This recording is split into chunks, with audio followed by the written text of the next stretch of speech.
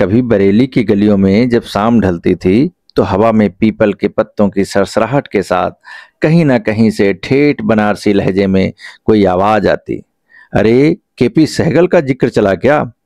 और उसी वक्त लगता जैसे पूरी बरेली ठिठक कर सुनने लगी हो अपने एक सपूत की कहानी, जिसने इस मिट्टी से इतना प्रेम किया कि जाते जाते भी अपने सांसों में बरेली को बसा गया।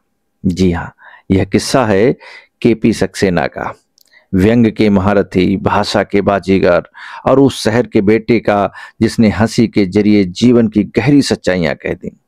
केपी साहब का नाम लेते ही बरेली की वह वालजती कुइयां, तले नाल नली और हजरत राम प्रकाश गोयल की चौपालें याद हो आती हैं, जहां हंसी, तंज और तर्क सब एक साथ बहते थे। उनके दोस्त राम प्रकाश गोयल, जिनके बारे में वे कहते थे, यह जो आदमी है यही तो है बरेली की धड़कन। वो समय कुछ और ही था। बरेली के पुराने मोहल्लों में गलियां उतनी ही टेढ़ी थीं जितनी वहां की बातें, और उन टेढ़ी गलियों के मोड़ पर खड़े थे केपी सक्सेना। उनको अक्सर कहते सुना जाता था, ये मेरी बरेली है, ये मेरी मिट्टी है, इसे कोई नाप नहीं सकता। उनका रिश्ता बरेली से उतना ही गहरा था जितना किसी पेड़ का अपनी जड़ों से होता है। वे कहते थे, मेरे भीतर जो हंसी है, जो तंज है, वो इसी शहर की गलियों में पली है।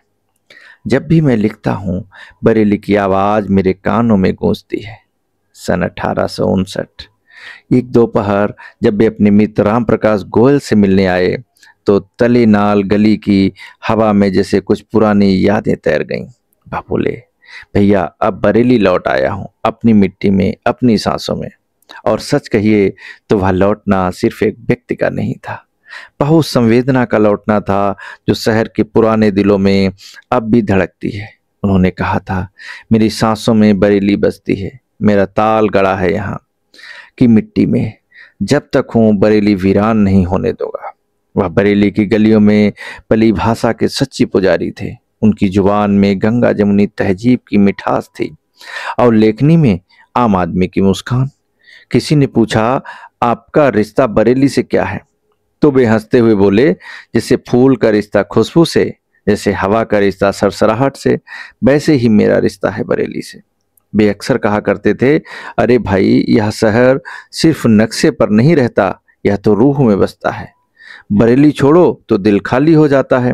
उनकी कहानियों में वह मस्ती थी जो सिर्फ बरेली दे सकती थी। बालजती कुइयां के पास बैठकर लोगों से बतियाना, मजाक में गहराई ढूंढना और हंसी में दर्शन करना, यही उनका स्वभाव था। लखनऊ जाकर भी वे हर बार कहते, मेरी रगों में बरेली है और मैं बरेली की मिट्टी में ही मिलूंगा।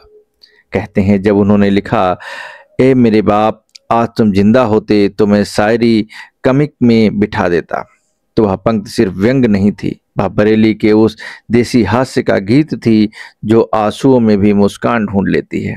उनका घर आज नहीं है, मगर उनके शब्द अब भी तले नाल गली की हवा में गूंजते हैं। लोग कहते हैं, जब शाम ढलती है तो कुइयां की दीवारों से केपी साहब की हंसी सुनाई देती है, और कोई कहता है, बरेली जिंदा है क्योंकि केपी अभी मुस्कुरा रहे हैं।